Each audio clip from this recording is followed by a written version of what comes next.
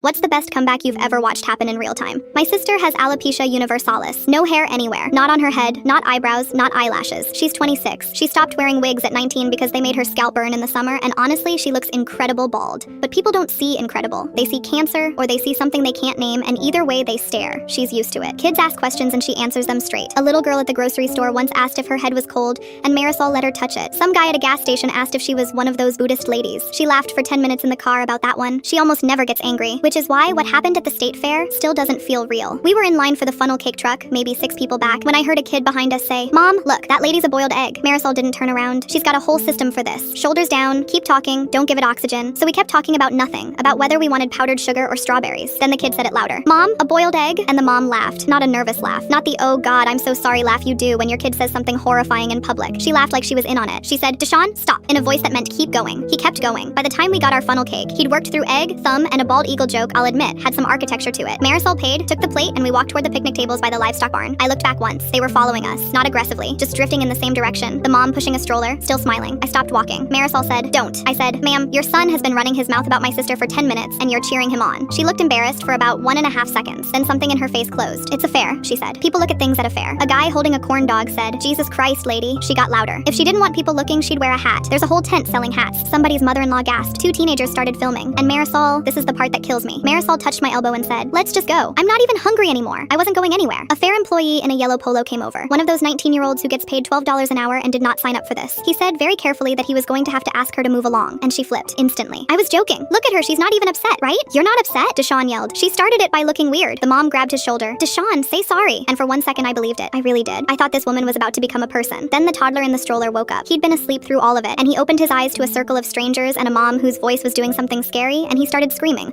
Full body, red-faced screaming. The kind where they forget to breathe. Everyone was staring at her now. She was cracking under it. You could see it happening. And she looked at my sister and she said loudly, brightly to her screaming toddler, "Aw, buddy, don't cry. Look, that's the lady from the fair who shaves her head. She takes bad kids in her truck." I have never wanted to hit someone so badly in my life. But Marisol crouched down, right there in the dirt, at eye level with a 2-year-old. And in the softest voice I've ever heard her use, she said, Hey, sweetheart, do you want to know a secret?" He hiccuped. He nodded. "I don't have any hair," she said, "because I'm the one who gives it out." His screaming stopped like someone unplugged it. "Every baby who gets born," she said, "I give them their hair. That's why I don't have any left. I gave mine away." She tilted her head. "And you know what? Yours is the best one I ever made." He reached out and put his sticky hand flat on the top of her head. "Soft," he said. "Yeah," she said. "That's the leftovers." He laughed, just delighted. He laughed and patted her head twice more and started chanting, "Soft, soft, soft." And the crowd around us made a noise I can only describe as collective heartbreak. Marisol stood up, brushed off her knees. The mom's face was purple, because the woman she'd spent 10 minutes turning into a monster had just made her own son the happiest he'd been all day, and she hadn't even had to raise her voice to do it. Deshaun said quietly, "Can I touch it too?" Marisol said, "Ask me nicely." He did.